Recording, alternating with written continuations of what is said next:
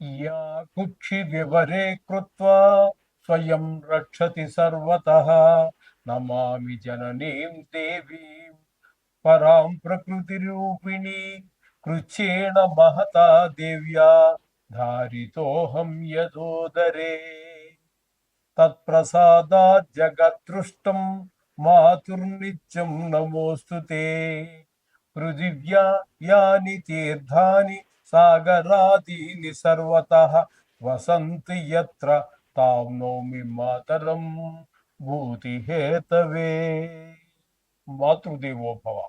July నెల 2026 సంవత్సరం గోచార ఫలితాలు ఇప్పుడు మనం చెప్పుకోబోతున్నాము. నోటికి ఏదొస్తే అది చెప్పటం ఉండదండి మా దగ్గర. ఏదో లక్షలు వస్తాయి, కోట్లు వస్తాయి, నాది గ్యారంటీ, రాసి పెట్టుకోండి, బల్ల గుద్ది చెప్తున్నాను, ఇట్లాంటి మాటలు ఏమీ ఉండవండి. శాస్త్రం ఎంతవరకు చెప్పిందో అంతవరకే. మిమ్మల్ని సంతోషపెట్టడం కోసం ఏదో ఒక స్త్రీ మీ జీవితంలో ప్రవేశిస్తుంది, ఇట్లాంటివి ఏమి ఉండవండి. శాస్త్రం అంటే శాస్త్రమే.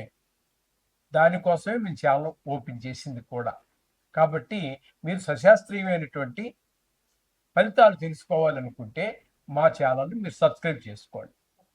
మీనరాశి వారికి జూలై నెల 2026 సంవత్సరంలో గోచార ఫలితాలు ఏ విధంగా ఉన్నాయి సశాస్త్రీయమైన పద్ధతిలోనే తెలుసుకునే ప్రయత్నం చేద్దాము. ఇందులో నా కవిత్వం కానీ నా పైత్యం కానీ ఏమీ ఉండవండి. శాస్త్రం ఎంతవరకు చెప్పిందో అంతవరకు మాత్రమే చెప్తాము. మిమ్మల్ని ఇంప్రెస్ చేయడం కోసం ఏవేవో బడాయి కబుర్లు చెప్పటము, లేదా ఈ గ్రహాలు బాగోలేవు నువ్వు అది చేసుకో ఇది చేసుకో అని చెప్పేసి మీ చేత ఖర్చు పెట్టించే ప్రయత్నం ఏం లేదు. నేను చెప్పేటటువంటి రెమెడీస్ అన్నీ కూడా సశాస్త్రీయంగానే ఉంటాయి. మీకు ధన వ్యయంతో కూడి ఉండవండి. ఎంతవరకు ఖర్చు అవ్వాలో అంతవరకే ఉంటాయి. అవి మీరు చేసుకుంటానే మరీ సంతోషం. లేదా ఎవరి చేత చేయించుకుందామని అనుకున్నా కూడా చాలా సింపుల్ రెమెడీసే ఉంటాయి. చాలా తక్కువ ధన వ్యయమే అయ్యేటట్టుగా మనం చెప్తూ ఉంటాము. ఇక ఈ మీనరాశి వారికి జన్మంలోనే శని గ్రహ సంచారం జరుగుతోంది. అంటే ఏలినాటి శని జరుగుతున్నది. అది ఎక్కడ తనుభావంలో. కాబట్టి అనారోగ్యాలు ఎక్కువ పొడజూపే అవకాశం ఉన్నది. అనారోగ్యాలు, మన ప్రవర్తన కూడా చెడు వైపు ఎక్కువ మళ్ళటము, చెడు ఆలోచన చేయటము, ఈ విధమైనటువంటి ఫలితాలన్నీ మనకి శని జన్మంలో ఉన్నప్పుడు జరుగుతూ ఉంటుంది. ఇకపోతే తృతీయంలో కుజుడు ఉన్నాడు. ఇది మాత్రం అనుకూలమైన ఫలితాలు ఇస్తాడు. కుజుడు 3వ స్థానంలో అందరి సహాయ సహకారాలు, ఇంట్లో కానీ, వ్యాపారంలో కానీ, వృత్తిలో కానీ, మీ సొంత వ్యాపారం కావచ్చు, ప్రభుత్వ ఉద్యోగం కావచ్చు, ఎక్కడైనా సరే మీకు అనుకూలమైన ఫలితాలు తెలిసిన వాళ్ళు కొన్ని సందర్భాల్లో మనం ఎవరో వాళ్ళకి తెలియకపోయినా కూడా అడ్డుపడుతూ ఉంటారు కొన్ని సందర్భాల్లో మన అవసరాలకి. ఆ విధంగా కుజుడి వల్ల సహాయం అందుతూ ఉంటుంది. ఇంకా రవి యొక్క సంచారం కనుక మనం తీసుకున్నట్టయితే 4వ స్థానంలో 16వ తారీఖు వరకు, 5వ స్థానంలో మిగతా నెల అంతా, 4వ స్థానంలో ఉన్నప్పుడు విద్య, గృహము, భూమి, వాహనాలు, స్వభావం ఇట్లాంటి విషయాల్లో ఆయన ప్రతికూల ఫలితాలు చూపిస్తే, 5వ స్థానంలోకి వచ్చాక సంతానం మీద దుష్ప్రభావాలు చూపిస్తూ ఉంటారు. ఆటల మీద శ్రద్ధ పెరగటం, గాయాలు తగిలించుకోవటం, చదువు మీద శ్రద్ధ ఎక్కడం, ఇలాంటివన్నీ చేస్తూ ఉంటాడు 5వ స్థానంలోకి వచ్చాక. ఇక బుధుని తీసుకున్నట్టయితే 4వ స్థానంలో 11 రోజులు ఉంటారు. అది 2 విడతలుగా ఉంటారు. అక్కడ 4వ స్థానంలో ఉన్నప్పుడు ఆయన కొంచెం పర్వాలేదు. అంటే కొంచెం అంటే గృహ విషయంలో కానివ్వండి, వాహనాల విషయంలో, స్వభావ విషయంలో, విద్య విషయంలో, మా తల్లిగారి విషయంలో కొంత అనుకూలంగా ఉన్నప్పటికీ 5వ స్థానంలోకి వచ్చాక మాత్రం ఆయన కూడా సంతానం మీద దుష్ప్రభావాన్ని చూపిస్తూ ఉన్నారు. ఇంకా శుక్రుని యొక్క సంచారం తీసుకున్నట్టయితే ఆయన 5వ స్థానంలో 4వ తారీఖు వరకు ఉంటారు.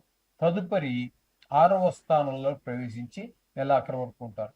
ఈ 5వ స్థానంలో ఉన్న 4 రోజులు మాత్రమే మీకు సంతానానికి కాస్త మంచి చేసేటటువంటిగా ప్రవర్తిస్తారు. మిగతావి ఈ 6వ స్థానంలోకి వచ్చి మా రాశి మారి 6వ స్థానంలోకి వచ్చిన తర్వాత, అంటే సింహంలో ప్రవేశించిన తర్వాత అనుకూలమైన ఫలితాలు ఏమి ఇవ్వండి. కొంచెం అంటే అనారోగ్యాలు చేసేది, కొంచెం అప్పు చేయవలసిన పరిస్థితి, కలహాలు, అపకీర్తి, ఇలాంటివన్నీ గోచరిస్తూ ఉన్నాయి 6వ స్థానంలో సంచారం చేయటం వల్ల.